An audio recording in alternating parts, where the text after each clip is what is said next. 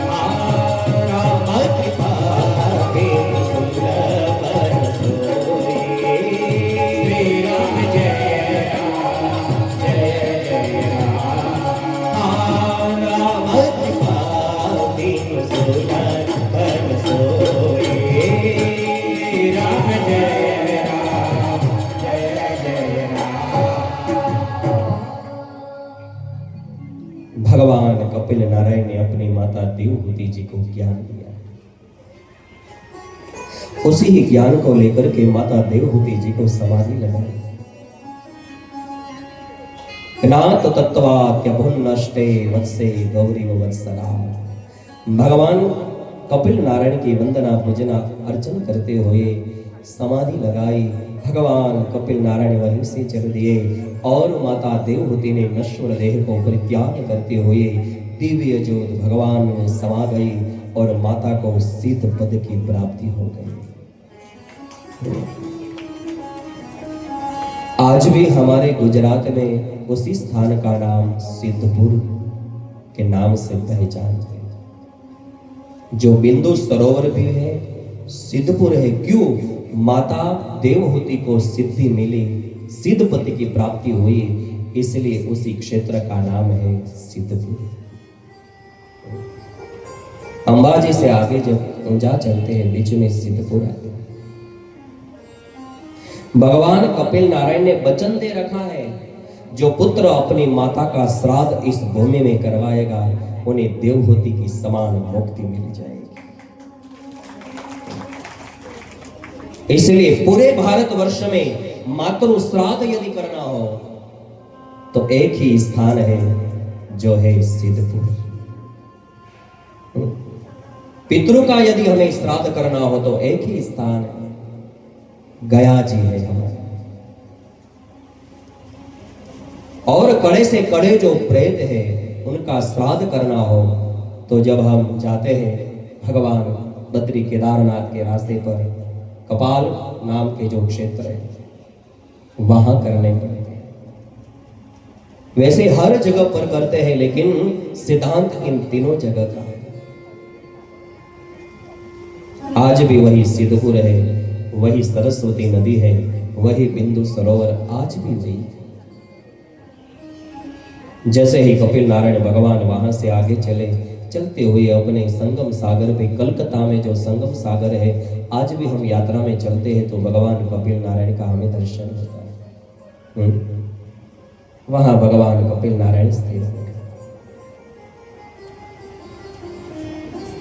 समंदर ने भगवान नारायण की पूजा अर्चना की। सुखदेव जी महाराज ने कहा, राजन मैंने भगवान कपिल नारायण के चरित्र का दर्शन जो करवाया। परीक्षित बाबा ने कहा, धन्य है बाप जी, मुझे एक एक चरित्र लीलाओं का पान करवाया। उसी समय सुखदेव जी बाबा ने कहा, राजन श्रवण करे, जो नव कन्याएं नव ऋषियों को अर्पण कर दी थी ना, वशिष्ठ जी को अरुंधति अर्पण कर दी, अहल्या जो थी वो गौतम ऋषि को अर्पण कर दी, कला नाम की जो कन्या थी वो मरीचि ऋषि को अर्पण कर दी। अपने जीवन में सारे सभी ऋषियों को एक एक कन्याएं दी, लेकिन जो अनसुया नाम की पत्नी थी वो भारतवर्ष के महान तपस्वी अत्रि ऋषि को अर्पण कर दिया। जानते हैं राजा,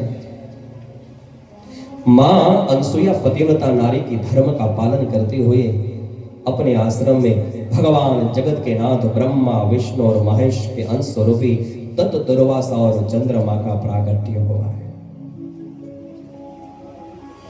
शिवदेव जी बाबा कथा कर रहे हैं ना, परीक्षित राजा ने कहा, बाबू जी जगत के महान देवता है मां अनसुया के आश्रम में जो पधारे, और उन्हीं के अंश स्वरूप दत्त दुर्वासा और चंद्रमा का प्रागट्य हुआ।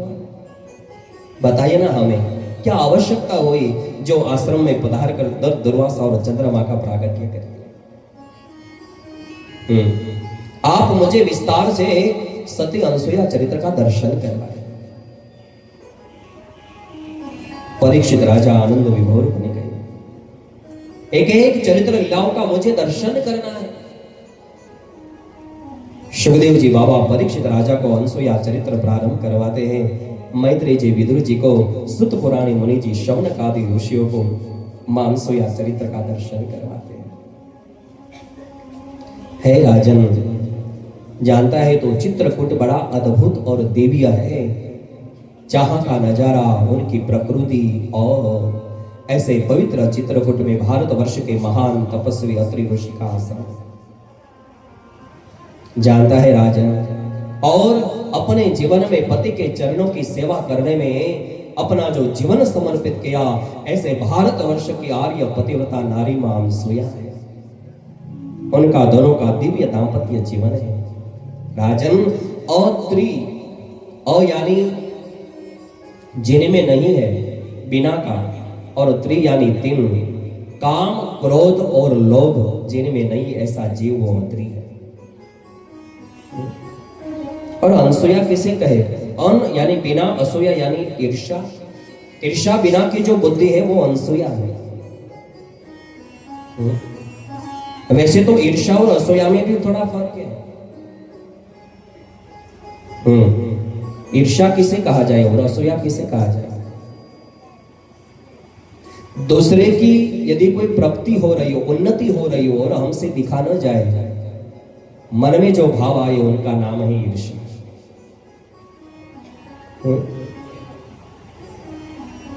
दूसरे की उन्नति हमसे दिखी नहीं जाए तो समझ लेना हमें ईर्ष्या आ गई।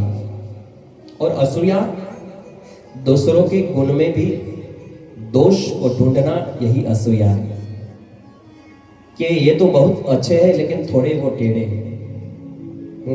इनमें सारे गुण हैं लेकिन एक गुण ऐसा है, वो असूया है।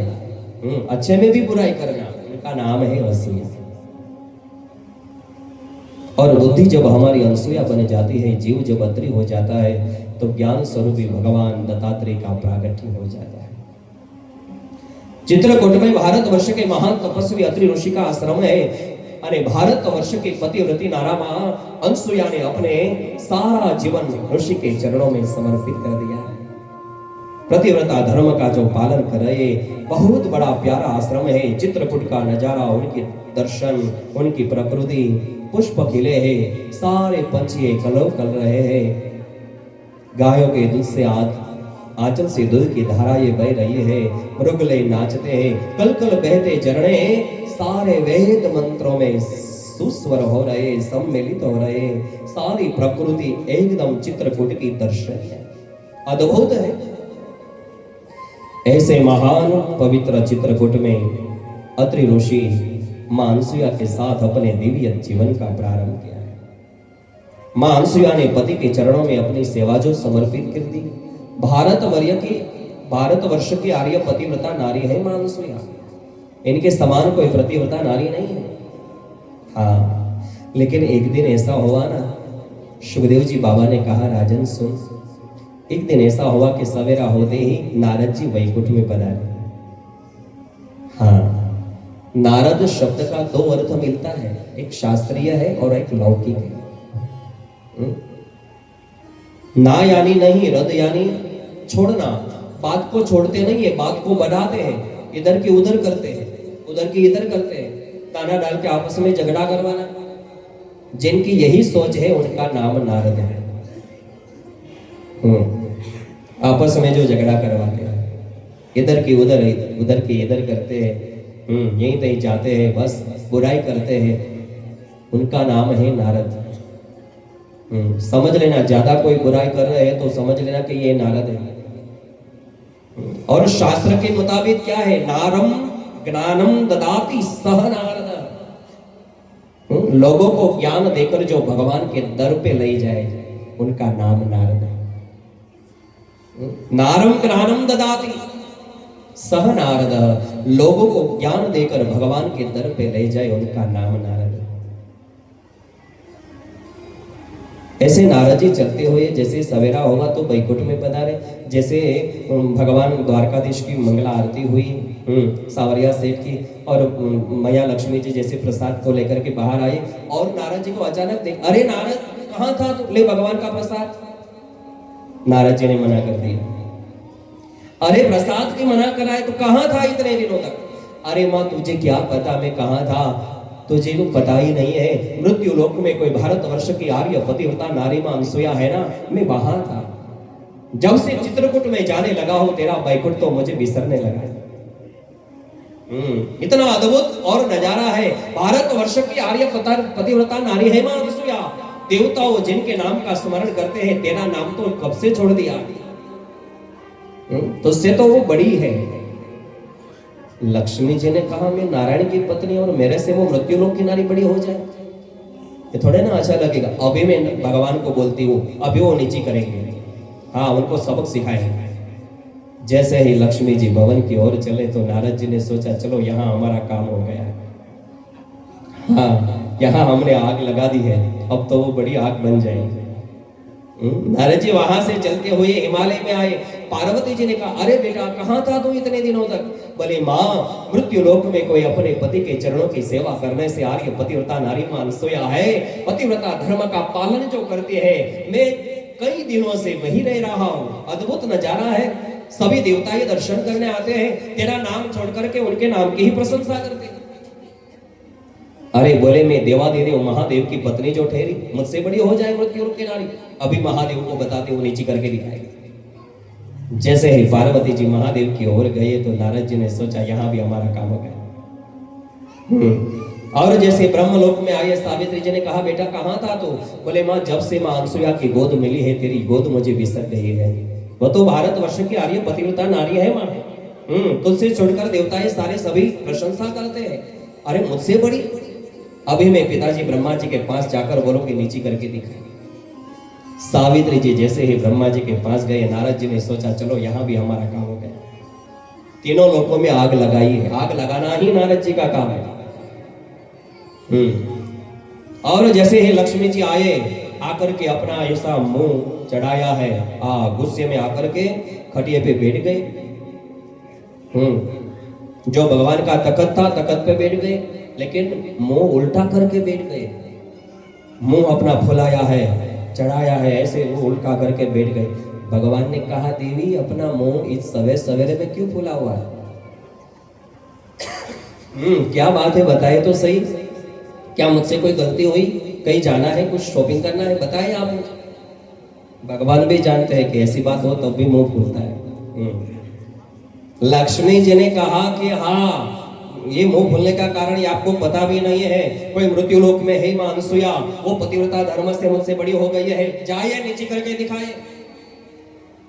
भगवान ने कहा तू वैकुंठ में हम रह रहे, तू नारायण की पत्नी है, आपसे बड़ी थोड़ी ना कोई हो सकती है। और अरे वो तो मृत्यु लोक में रहती, अपना काम वही जाने करने दो उसे। आपसे बड़ा कोई हो ही नहीं सकता है, इसलिए आप जिद मत करो। पार्वती जी महादेव से बोलती है कि जाइए आप नीचे करके दिखाइए। हाँ मुझसे बड़ी वो अनसुया मां बन गई है। सावित्री जी ब्रह्मा जी को, तीनों देवियों तीनों देवताओं के साथ जिद में लड़ी है। आज भगवान नारायण लक्ष्मी जी को मना रहे, बोले देवी इतनी जिद मत करो आप, क्योंकि जिद का रिजल्ट अच्छा नहीं मिलता है। हाँ और वो मृत्यु लोक में रही जो पतिव्रता नारी है ना, उनकी कसौटी कभी नहीं करना चाहिए, क्योंकि उनका परिणाम नहीं मिलता है अच्छा। हाँ रहने दो अपनी जगह पर। लेकिन जैसे ही लक्ष्मी जी ने जिद कर लिया, 4 हट है ना, बाल हट, जोगी हट, स्त्री हट, राज हट, ये रसी जले पर बढ़ने जाए। बस जो भी हो मैं कहूँ वही सच्चा है, अपना रिजल्ट चाहे कुछ भी आए। भगवान नारायण ने कहा देवी आप इतनी जो ज्यादा जिद करते, एक काम करो थोड़ा सा प्रसाद बना दो, ग्रहण करके मैं चलूं, क्या पता फिर वापस लौटूं या नहीं। भगवान को तो सब पता है।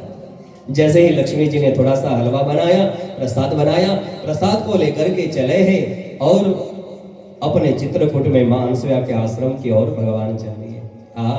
जैसे ही वैकुंठ से निकलकर भगवान नारायण निकले, हिमालय से भगवान महादेव निकले, ब्रह्मलोक से भगवान ब्रह्मा जी निकलते, तीनों लोगों के जो स्वामी थे देवताएं चलते चलते चित्रकूट में आए और एक दूसरे को देख लिया। अरे नारायण आप, महादेव आप, ब्रह्मा जी आप, अरे नारायण आप कहाँ जा रहे हो?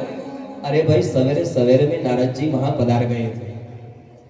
हाँ नारद जी का पैर जो सवेरे में पड़ गया, इसलिए सब दिक्कत आई है। बोले देवी के जिद के कारण मैं चित्रकूट में जा रहा हूँ मां अनसुया के आश्रम की ओर, लेकिन महादेव आप कहाँ जा रहे हैं? बोले प्रभु आपकी हालत है वही मेरी हालत है। वहां भी नारद जी के पैर पड़ गए। हाँ अरे बोले ब्रह्मा जी आप, बोले बस सबका एड्रेस सेम ही है, सबको एक जगह ही जाना है। लेकिन तीनों देवताओं ने मिलकर के सोच रखी, बोले जाना एक जगह है, करना एक काम है, हमारा लक्ष्य भी है कि तो क्यों ना हम तीनों चले मां अनसुया के आश्रम की ओर। चलो मिलकर के चले मां आश्रम की ओर, मां अनसुया के पास चले। और ऐसे ही तीनों देवताओं ने मिलकर के साधु का वेश धारण कर लिया, हाथ में भिक्षा पात्र को लेकर के आए, मां अनसुया के आश्रम के दर पे आकर भिक्षा की याचना की है।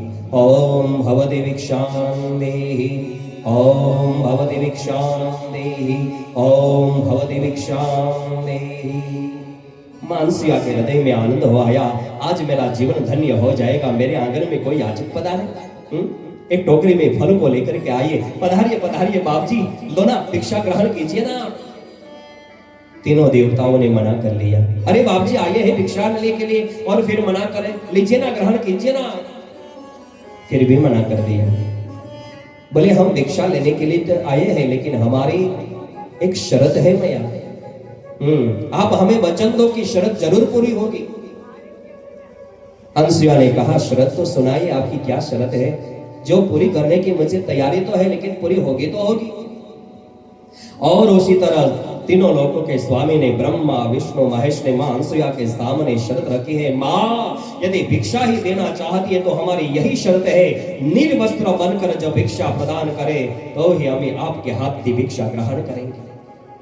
क्या बोले? हाँ, निर्वस्त्र बनकर यदि हमें भिक्षा प्रदान करे तो ही हम आपके हाथ की भिक्षा लेने के लिए तैयार हैं। जैसे ही तीनों लोगों ने, देवताओं ने अपने मुंह से शर्त रखी, मोह से अपने आए वाक बाणों ने मानसिया का हृदय घायल कर दिया और एकदम गुस्सा आया और कहने लगे, धिक्कार है अपनी साधुता को, जानते नहीं है आप इनके सामने ऐसी निर्दय शर्त रख रहे हो।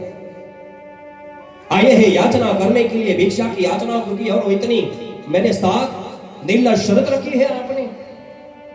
मुझे लगता है आपकी बुद्धि में विवेक नहीं रहा है, आपकी वाणी में विवेक नहीं रहा है, धिक्कार है अपनी साधुता को। और जानते हैं आप, जिनके सामने आपने जो शर्त रखी है वो आपके सामने खड़ी कोई साधारण स्त्री नहीं है, भारत वर्ष के महान तपस्वी अत्रि ऋषि की पत्नी अनसुया आपके सामने खड़ी। क्या समझ रखा है अपने आप को? यदि मेरे सामने रखी हुई शर्त की जान, शर्त का ज्ञान यदि मेरे स्वामी जी को हो जाता तो जल की अंजलि में आप तीनों को जलकर भस्म बना देंगे। जानते हैं आपके सामने खड़ी कोई आम स्त्री नहीं है, साधारण स्त्री नहीं है, भारत वर्ष के महान तपस्वी अत्रि ऋषि की पत्नी अनसुया आपके सामने जो खड़ी। यदि ये इस शर्त की जान यदि मेरे पति को हो जाती ना, जल की अंजलि में आप तीनों को जलकर भस्म बना देते। बोले नहीं, हमने जो रखी हुई शर्त का पालन करवा। भारत वर्ष के आर्य नारी, पतिव्रता नारी मां सोच रही है, मैं करूं तो क्या करूं? यदि निर्वस्त्र बनकर मैंने भिक्षा जो दे दी तो मेरे पतिव्रता धर्म का भंग हो जाएगा। यदि मैंने भिक्षा प्रदान नहीं की तो मेरे गृहस्थाश्रम धर्म का कलंक लग जाएगा। मैं करूं तो क्या करूं? द्विधा में फंसी हुई आज भारत वर्ष की आर्य पतिव्रता नारी मां अनसुया सोच रही है। लेकिन उसी समय जैसे ही सोच आए, विचार आया, हाथ में जल की अंजलि लेकर के बोले, हे नारायण, अपने जीवन में पति के चरणों में मैंने तन मन और धन को समर्पित किया है और सच्ची जो पतिव्रता धर्म का पालन यदि किया है और पतिव्रता धर्म से आप जो प्रसन्न हुए हैं तो आंगन पधारे सारे तीनों याचक बालक बन जाए। जल की अंजलि दे दी और जगत के नाथ ब्रह्मा विष्णु महेश बालक बन गए। ताकत है भारत वर्ष की पतिव्रता नारी में, साक्षात नारायण ब्रह्मा और महादेव को बालक बना दिया। और उसी समय जैसे वो तीनों बालक बन गए, तीनों अपने बेटे को लेकर के अपनी गोदी में रखा और विशाल वृक्ष का जो शीतल छांव थे उसी छांव में झूला बांधा और झूले में झुलाने लगे हैं आज। जरा सोचो तो सही, पतिव्रता धर्म की कितनी महत्ता है। सारे जगत के नाथ, तीनों लोगों का स्वामी आज बेटा बनकर मां अनसुया की गोद में नाच रहे। और वो अपने झूले में झुला रहे हैं। लेकिन थोड़े समय जो बीते ना, शाम ढलने लगी। शाम होने आई तो लक्ष्मी जी बैठे बैठे मन में सोच रहे, बोले भगवान सुबह से गए अभी तक वापस क्यों नहीं लौटे? कहाँ चले गए होंगे? कहीं रोग में तो नहीं हो, कहीं रास्ता तो नहीं पलट गए, रास्ता तो नहीं भूल गए। वैसे ही लक्ष्मी जी भगवान को ढूंढने के लिए निकले, ब्रह्मलोक से सावित्री जी ढूंढने के लिए निकले और हिमालय से पार्वती जी भगवान को ढूंढने के लिए निकले। बोले महादेव कहीं समाधि में तो नहीं बैठ गए? और जैसे ही तीनों देवियां आई ना तो एक दूसरे को देख रही है, अरे लक्ष्मी जी आप, अरे पार्वती जी, अरे सावित्री जी कहाँ जा रहे हैं? लक्ष्मी जी, अरे बोले नारद जी से कहने से तो मैंने भगवान को सरोज से भेजा है, सुबह से भगवान चले हैं लेकिन अभी तक वापस लौटकर नहीं आए। लेकिन पार्वती जी आप कहाँ जा रही है? बोले आपकी जो हालत है वही मेरी हालत है, मैंने भी जिद करके महादेव को भेजा है। सावित्री जी आप, बोले मेरी भी यही हालत है, मैंने भी ब्रह्मा जी को भेजा है। जैसे ही तीनों देवियों आपस में बातें कर रही ना, सामने से नारद जी आए, बोले माँ नमस्कार, दूर हो जाओ, यहाँ से दूर हो जाओ। हाँ, ये तब तेरे कारण हुआ है, आज हमें सब उलझन में फंसे, यहाँ से दूर हो जाओ। बोले माँ क्या हुआ है बताओ तो सही। अरे बोले आप, तेरे बोलने पे भगवान को भेजा है मां अनसुया के आश्रम में, अभी तक वापस लौट कर नहीं आए। बोले माँ एक बात कहूँ, मुझे पता है हमारे भगवान कहाँ है, अरे नारद, बोल देना कहाँ है भगवान? बोले एक बार अपने मुंह से बोलो कि मां अनसुया बड़ी है। आप ही बोलो एक बार। बोले चल बोल देते हैं, मां अनसुया बड़ी है, अब बताओ कहाँ है? बोले यदि भगवान को चाहती है तो जाइए मां अनसुया के आश्रम में, अपने भगवान का दर्शन हो जाएगा। अरे बोले अनसुया की कसौटी करने के लिए तो हमने भगवान को भेजा है, यदि वहां जाए तो हमारा अपमान नहीं होगा। बोले जाकर के एक बार देखो कितनी भोली और विशाल दिल की है मां अनसुया, वो कभी किसी का अपमान नहीं कर सकती। जैसे ही तीनों लोगों की देवी आई, जैसे लक्ष्मी जी, पार्वती जी और सावित्री जी आई आश्रम में, मां अनसुया को देखा और दौड़ करके चरण में साष्टांग नमस्कार, माँ हमसे गलती हो गई, हमें जरा क्षमा कर देना। मां अनसुया ने कहा चलो उठो उठो, आप तो जगत के नाथ की पत्नी है, देविया है, मुझे बंधन नहीं करना चाहिए, उठो चलो उठो। जैसे ही तीनों देवियों को उठाया और जैसे ही मां अनसुया जी के सामने बातें कर रहे, मां हमसे बहुत बड़ी गलती हो गई, भूल हो गई, माफ कर दो ना आप। ठीक उसी समय अत्रि ऋषि का आगमन आश्रम में हुआ है। जैसे ही अत्रि ऋषि आश्रम में पधारे, वो आश्रम तो आज कहीं अलग अलग दिख रहे हैं। हाँ बोले ये छाव में, ये झूले में 3 बेटे कौन है? और अनसुया जी के साथ वो बातें कर रही है 3 देवियां कौन है? मैं जाकर के जरा पूछो तो पता चले कि ये सब क्या हो रहा है।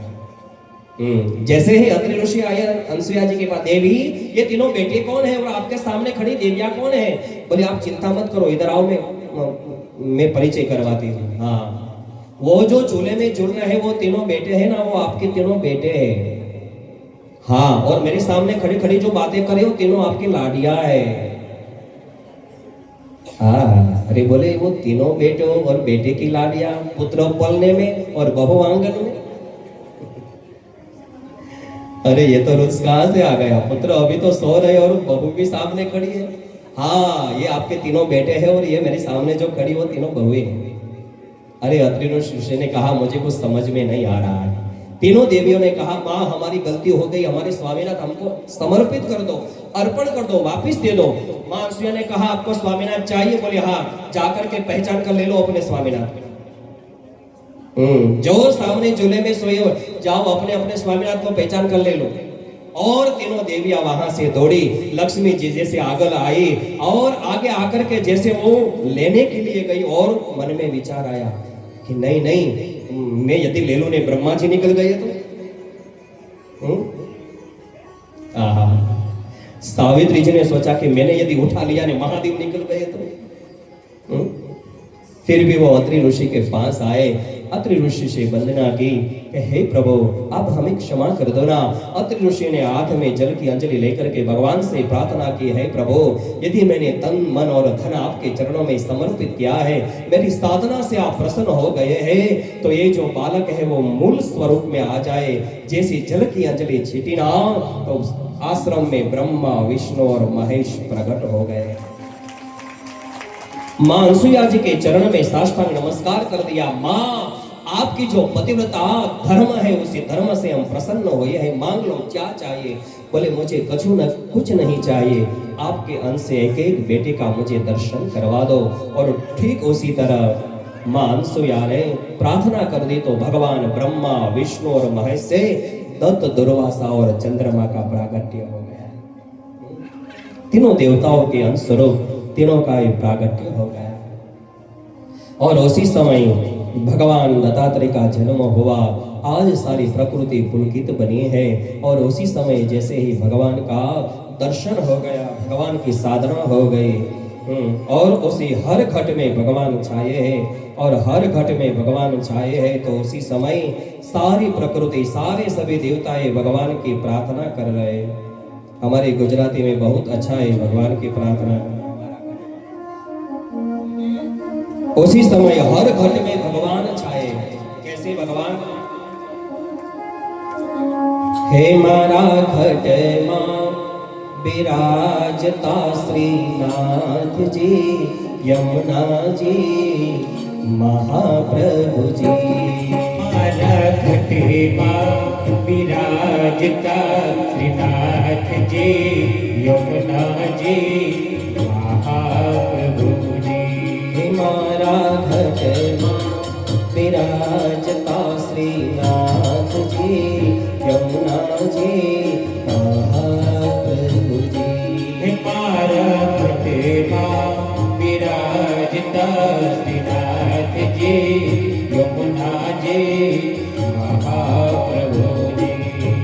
મારું મન છે ગોકુળ વનરામ. મારું મન છે ગોકુળ વનરાવન. મારા કનૈયા આંગણિયામાં તુલસી નામ. મારા પ્રાણ જીવન હે મારા ઘરમાં ઘટમાં મારા ઘટમાં વિરાજતા નાથજી યમુનાજી મહાપ્રભુજી. સા સરે ગરે રે સા સરે ગરે રે સા સરે ગરે રે સા સા નીદ પમ પમ નીદ પમ પમ નીદ પમ ગરે સા સા સા સરે ગરે રે સા સરે ગરે રે સા સરે ગરે રે સા સા નીદ પમ પમ નીદ પમ નીદ પમ ગરે સા. મારા ઘટમાં બિરાજતા શ્રીનાથજી યમુનાજી મહાપ્રભુજી. મારા ઘટેમાં વિરાજતા શ્રીનાથજી યમુનાજી મહાપ્રભુજી. એવું તો નિત્ય વિઠ્ઠલવરની સેવા રે કરું.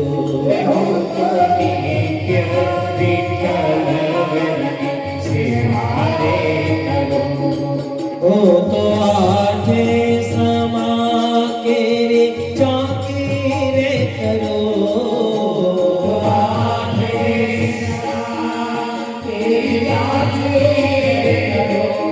ઓ તો આઠે સમા કેરે ચોકી રે કરો.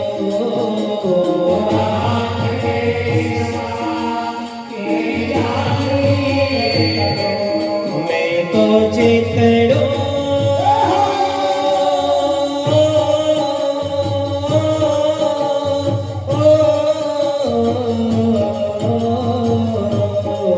મેં તો ચિતડો શ્રીનાથજીને ચરણે ધરો.